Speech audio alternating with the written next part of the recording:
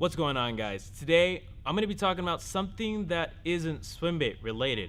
I know it's kind of going to be different, but it's a topic that I kind of grew up liking, and just recently I kind of got back into it, and that technique involves a spinning rod actually, and that is the Jackall Flickshake.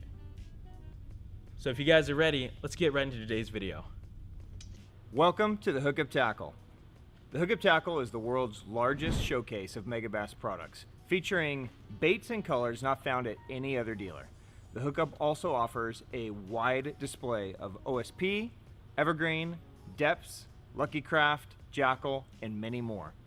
The Hookup Tackle is owned and operated by family, is staffed by guides and verified tackle nerds who love helping anglers elevate their craft. If you're in the Phoenix area, we'd love to have you stop by our showroom and check out the wonderful world of megabass and the Hookup for yourself. If you shop online, there are almost 10,000 SKUs of megabass products alone, with hundreds of other companies and new products being added daily. So next time you're looking for that hard to find bait, that color your fish have never seen before, or maybe you just want to elevate your game, look at thehookuptackle.com. Okay, so a little background to my bass fishing life. So when I first started bass fishing, I kind of really just fished worms. So I was fishing, trick worms, power worms, like stuff like that, either on a shaky head or kind of weightless. And I kind of just caught fish that way. And as a kid, that was really the only thing that I did fishing growing up when I was 10 to 12 years old, was just worm fishing. I remember one day I was on YouTube and I saw a Jackall promotional video involving the Flickshake. And this promotional video, as a kid, blew my mind because it looked so cool. Like, these Japanese guys are out there and they have some sick shots of the bass eating this thing in super clear, shallow water. These dudes are jacked about catching some of these fish. As a kid, I was so stoked that I knew that I had to pick some up when I saw that video.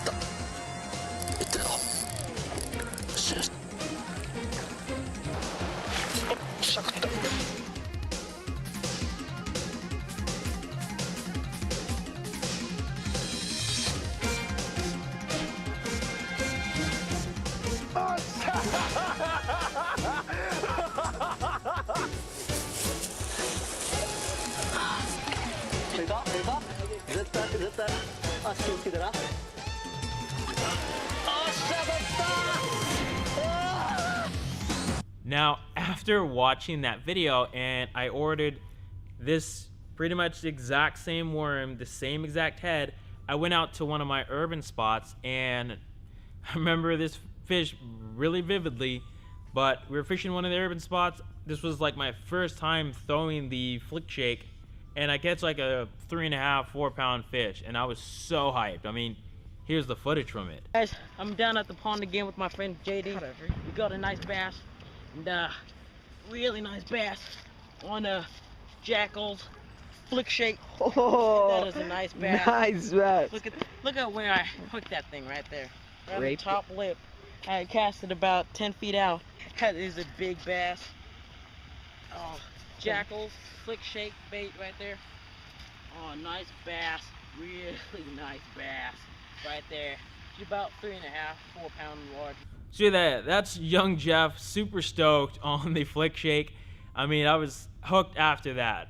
As I grew up, I kind of got out of worm fishing and I started fishing Texas rig craws and jigs, jerk baits, and topwater, all that good stuff. So I kind of left the Flickshake and shaky head, all that stuff kind of behind, and I started to grow as a bass fisherman and try other things, and those things would work. And eventually I got into big swim baits. So a few months back, I was on YouTube again, opened up the page, and what do I see?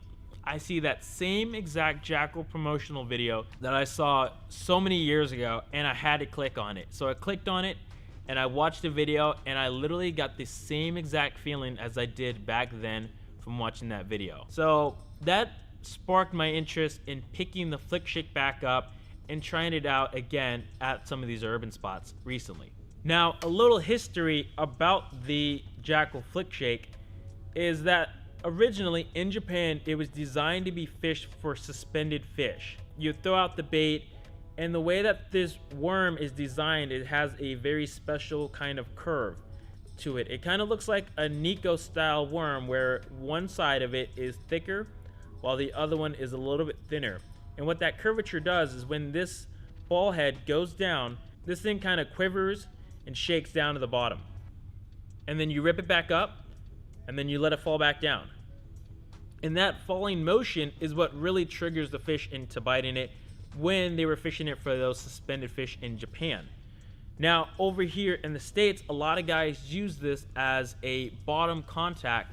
So instead of using like a shaky head, we would fish something like this. Now, I know what you guys are thinking. If you guys have never seen this rig before, you're thinking, well, I mean, it's just pretty much a weighted Wacky rig Senko. And you'd pretty much almost be correct on just that. Now, the Senko, the Wacky rig Senko, has always been an absolute staple. I mean, even as a kid, before I knew about the Flickshake, I was fishing the Wacky rig Senko at some of my urban spots, and I would catch a lot of fish on the Senko.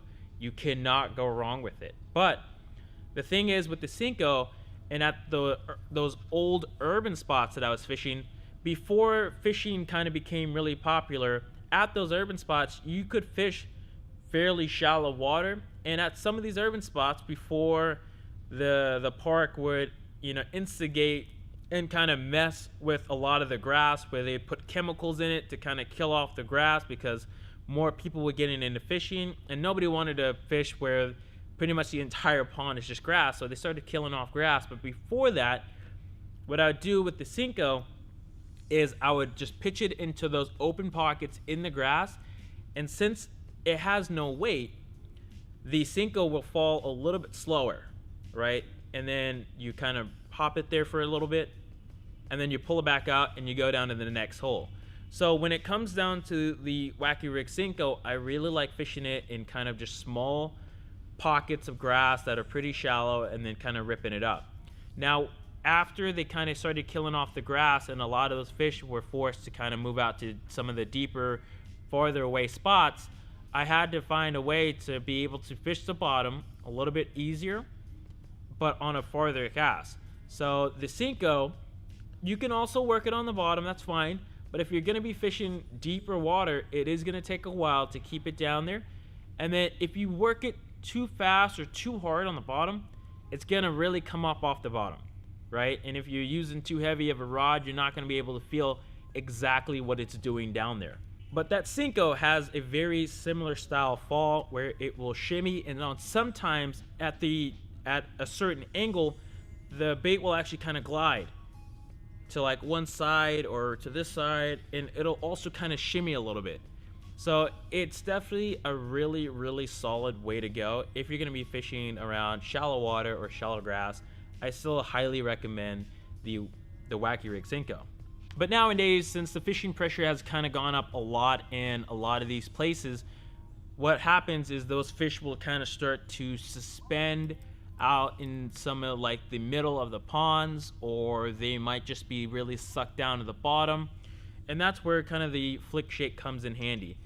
It kind of has a smaller profile than the Senko. Senkos are generally pretty thick all the way around. This is a very smaller style, a very Nico style worm. So I feel like it's a little more finesse, but with that jig head and that weight, you're really able to kind of keep it down there on the bottom and shake it really lightly, and that worm is just going to pulsate and kind of squirm and just kind of quiver a lot down there on the bottom. And so with this, I'm able to really feel like, okay, I'm still on the bottom, I'm still on the bottom. Oh, I worked it too fast because it kind of came up, let it sink back down. Okay, I'm on the bottom again, shake it, shake it, shake it. So I definitely feel like if you really want to feel that contact bottom, I'd definitely go with the Flickshake over like a Wacky rig Senko. Both will catch fish, and both have their specific areas of expertise, as let's just call it that.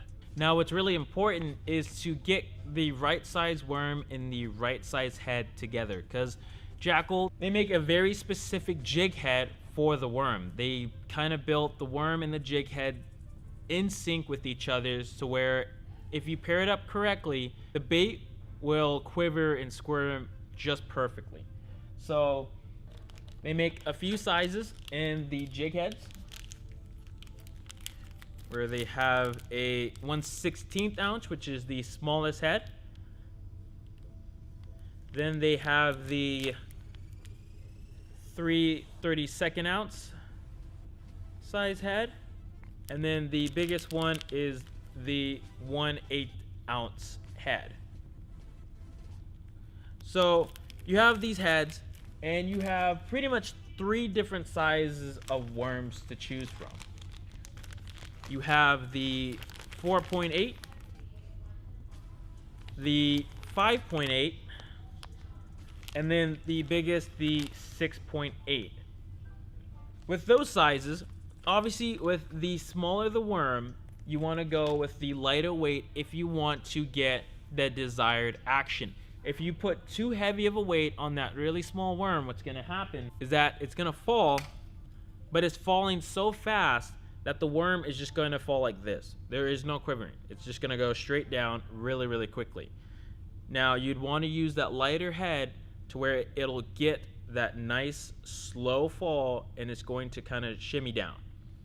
Now, if you use too light of a weight with too big of a worm, what's going to happen is that it's going to fall, but there's not the right amount of resistance to where it's going to fall like this, where it's going to kind of fall really lightly, really, really slow.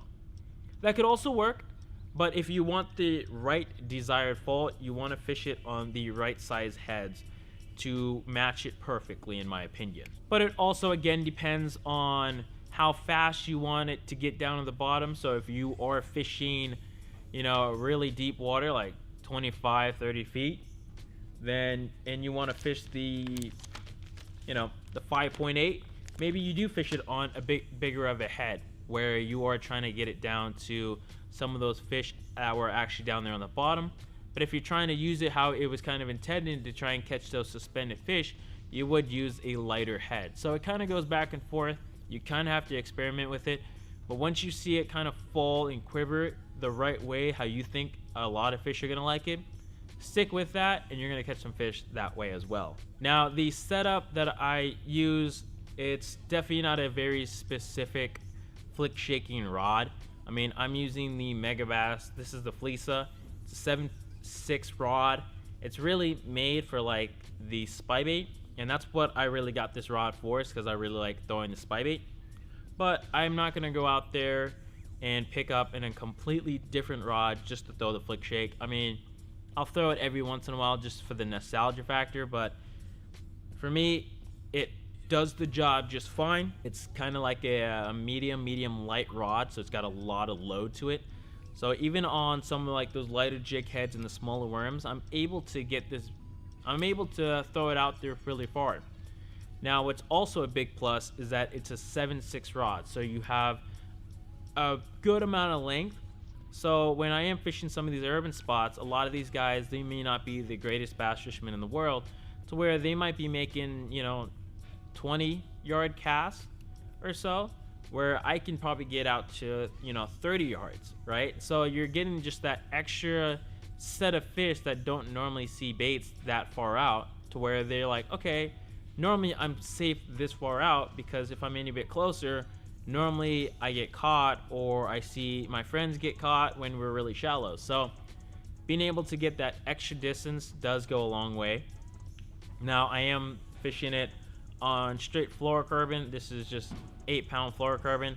I know a lot of guys will probably just say fish it on a braid to fluorocarbon leader for castability and sensitivity. You can do that. I'm not that big of a guy into, you know, that kind of stuff, but you can easily do that. Straight fluorocarbon works for me. I've been doing it for ever, what it seems like, but there's obviously no real right or wrong way to do it. just how you preference it yourself. Then I'm just using like a 2500 size reel, nothing special or anything like that, but enough line to where if I do wanted to fish it in like that 20 to 30 foot range, I do have enough line, and if I hook a big fish and it wants to take off running, I don't feel like I'm scared to lose it or get spooled by it. So that's kind of the setup that I've been using for the Flickshake for these past couple of months. I've been having a lot of fun throwing the Flickshake. I mean, here's some of the catches that I've gotten lately.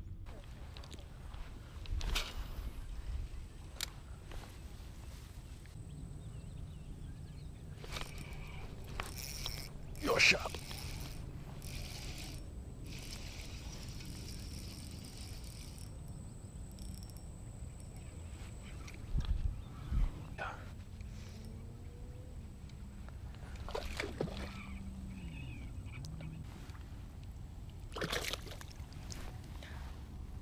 Ah, your shot.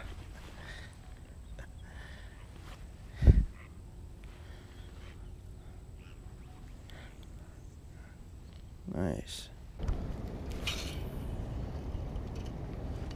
There it is. What did I say? Thursday through Tuesday? Yeah. Oh no, Thursday through Monday. Oh, it's a fish. You're in. You threw my worm. Why would you do that, Mr. Fish?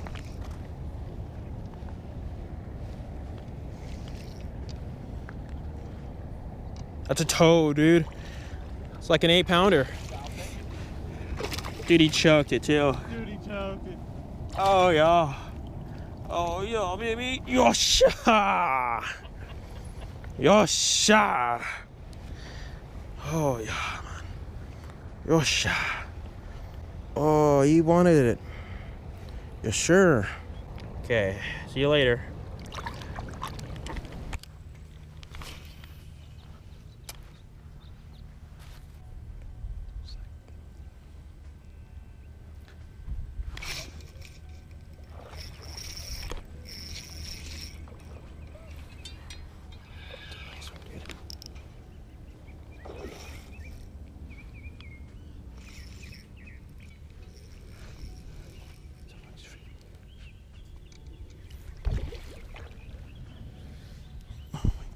Such a nice fish.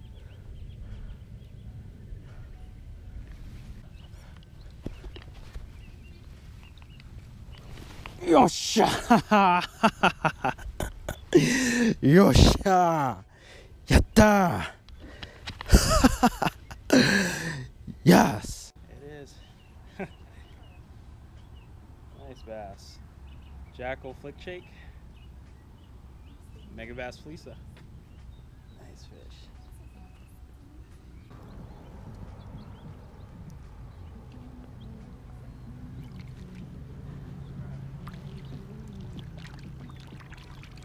So yeah, that is the Jackall Flickshake, kind of in a short nutshell. I really like this. I mean, even as a guy who throws the big swim baits, every now and then I do like throwing some conventional that I used to back in the day, just to kind of get that nostalgia feeling of it again. The Flickshake is definitely one of those ones that it was really fun fishing it for the past couple of months. Just going down to an urban spot and always getting bit was always cool. I will leave links to all the products down in the description below. We even have the really exclusive, the Flickshake, the Sight Magic. This is a 3.8 inch size version, and it's really designed for sight fishing, kind of clear water or bed fishing, where the fish are really spookish and they're kind of not really about that, hardcore action life. This is definitely the worm to go with. Super finessey. You want to throw it on that light jig head and just kind of go down the bank, and if you see a fish, try and cast up to it. And since it's got that clearish white color to it, you can see it from afar and see if the fish actually picks it up when you're sight fishing for them. So again, I will leave links to the jig heads and the worms down in the description below. You guys should definitely try flick shaking. I think you guys will like it, especially if you're into like Ned rigging or the Nico rig. I definitely think it will add to some really nice fish catches for you guys. Thank you guys so much for watching, and as always, peace out.